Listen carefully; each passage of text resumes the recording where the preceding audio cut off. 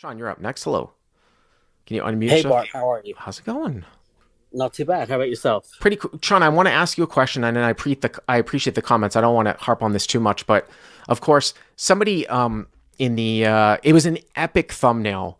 I got so many response from that. We have a new a thumbnail guy from England actually that did that Bart's confessional thumbnail for the video that the last video that we put out on Monday. Everybody loved that, but I did notice that you kind of disagreed with me, and you were one of the outliers in the comments that thought that guy kind of did make a scummy move, right? Wasn't that you, the guy who with the Yeah, that was yeah, me. Yeah, yeah, yeah. I definitely thought that was scummy. I just thought, like, you if you wanted to do the right thing, you could have just said, "Give me back my money and uh-huh. take the rest of the pot," or else potentially just folded his hand that had no equity at all. Anyhow, it's By the the right way, thing to I do. I have to bring up something really quick here too, because I didn't catch the entire show last night because obviously we're on Eastern time.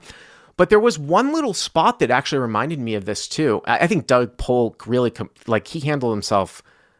You could not handle yourself better than how he handled like all the situations that went down.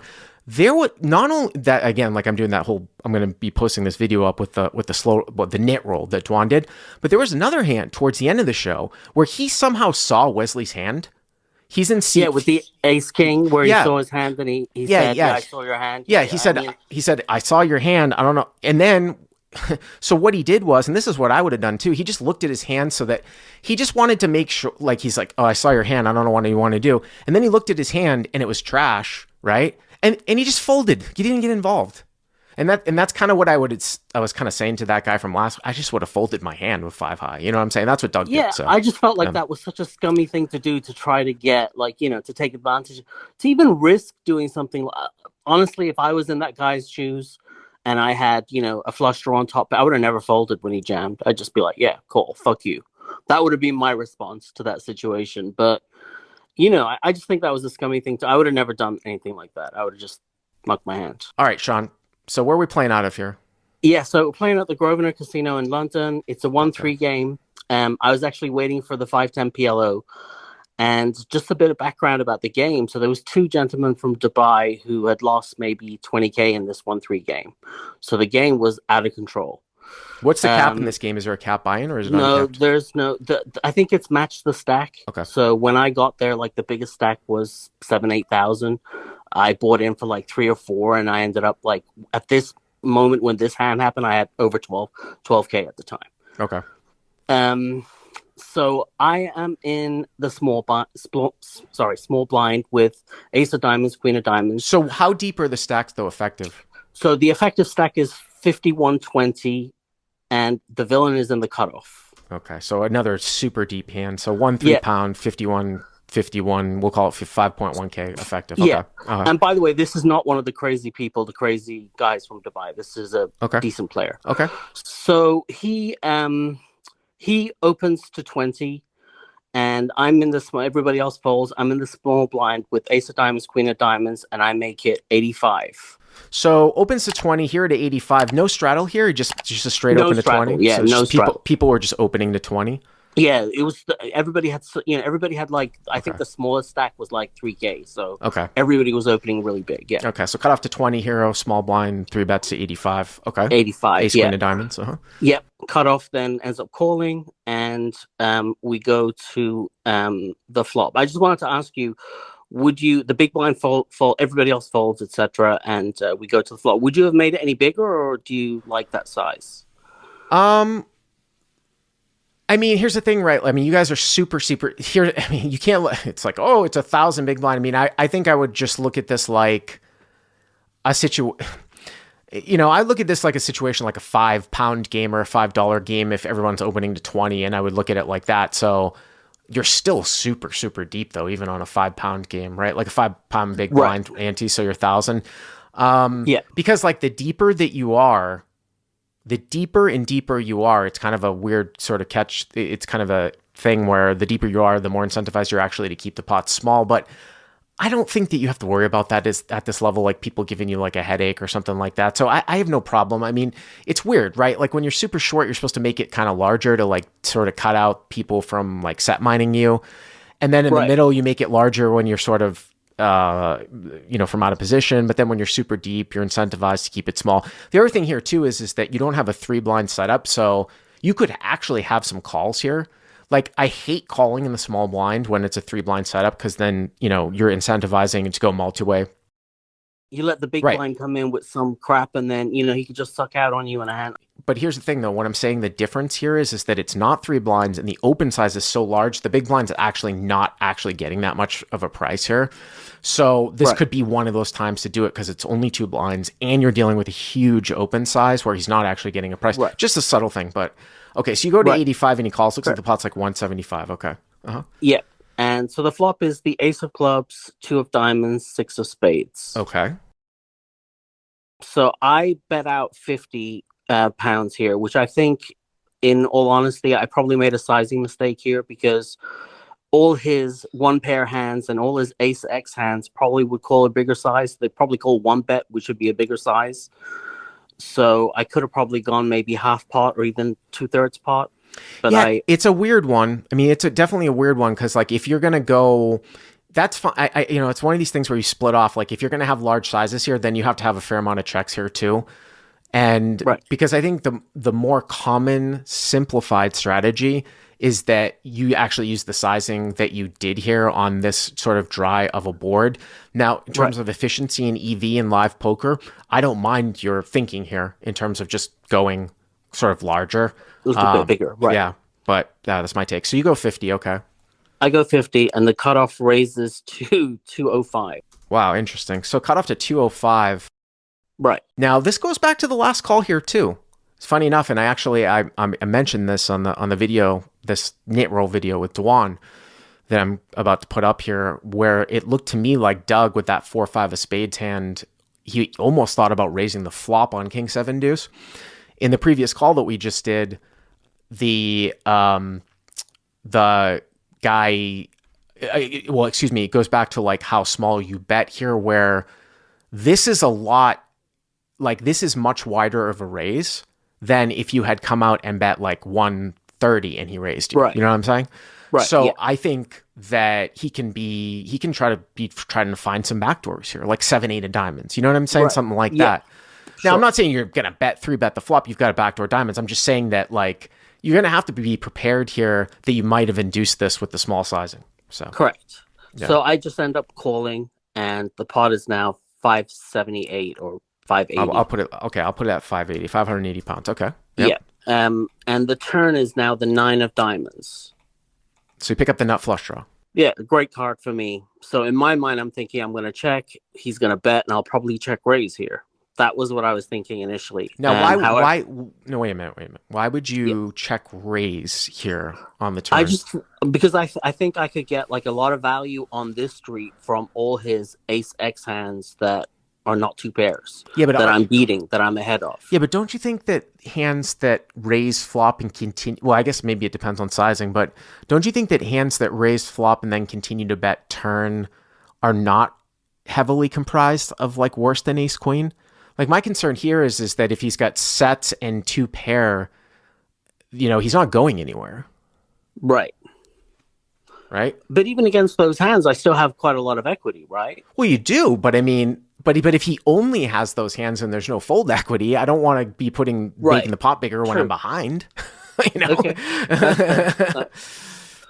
In truth, in my mind, I just thought I was ahead. I thought he had ace X of something, and I was almost certain that I was ahead.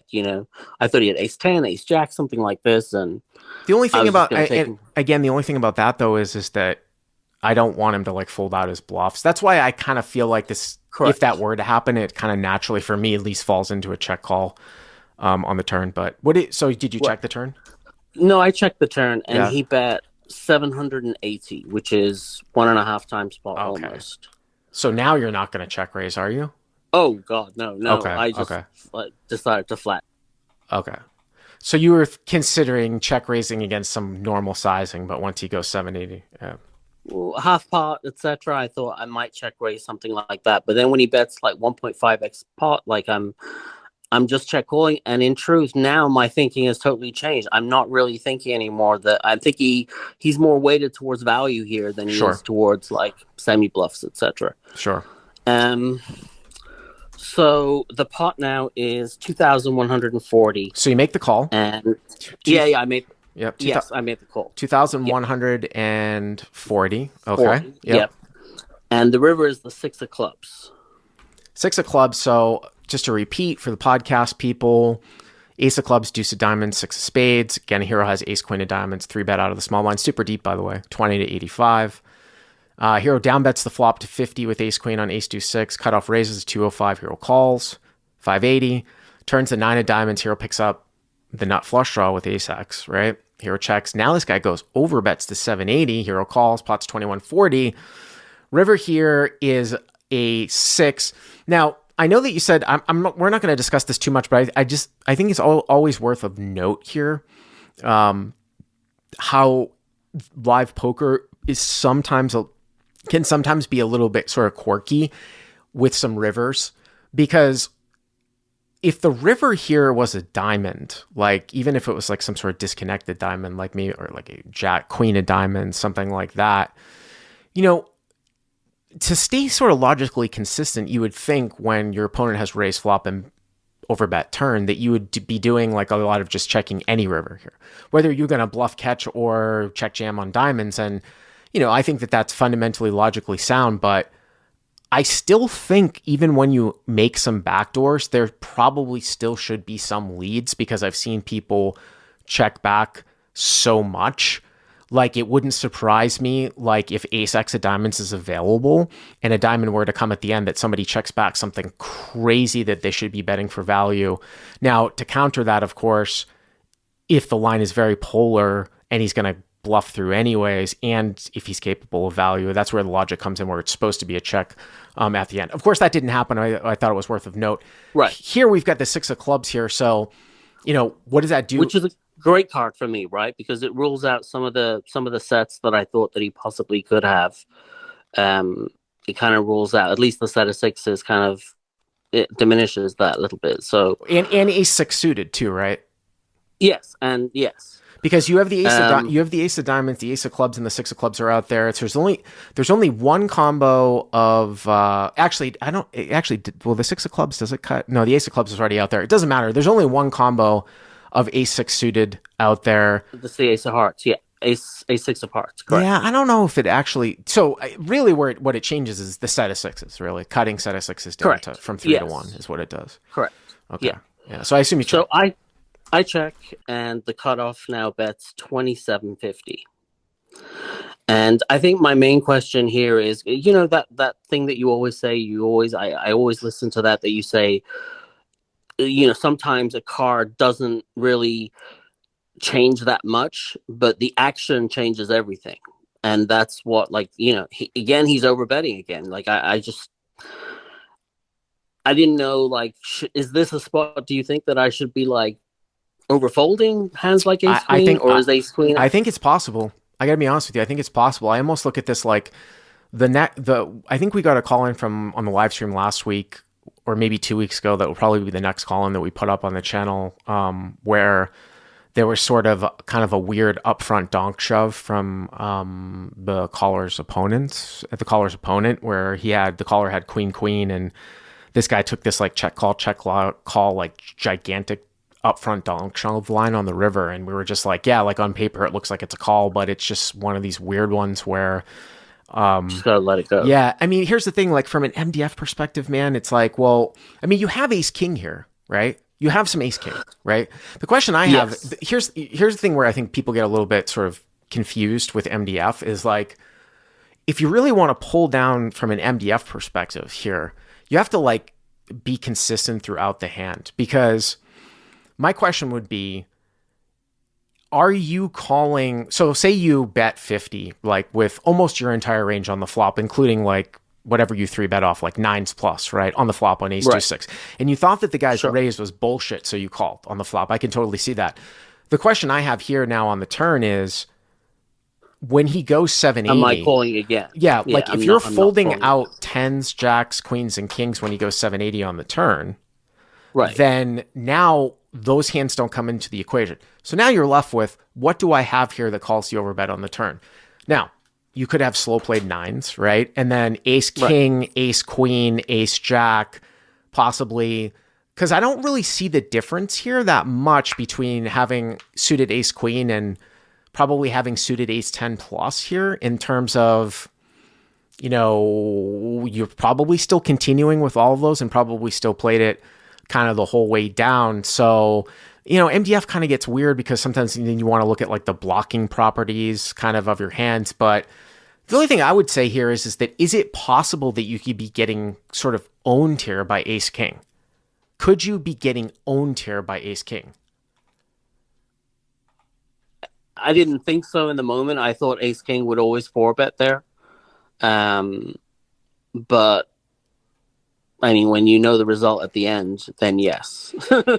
I mean, I think you could possibly find a fold here in live poker, and these guys like using this type of sizing. I know probably like the most common thing that you would think of would be, I mean, obviously the fact that he, it cuts down on his value combos, right? Like that thick 6-6 combo here. And I don't think that ace deuce like goes crazy like this either. So, I mean, ace 9, you're losing to ace 9 here too, which if the guy was decent, now here's the thing about ace 9 is ace 9 raising the flop. Like that's the only thing here. But I mean, ace 9 should be a clean value bet if he got here like this. So I think it's probably close, and I think I could sometimes find a fold here, and I might be more happy to call with ace king. What happened?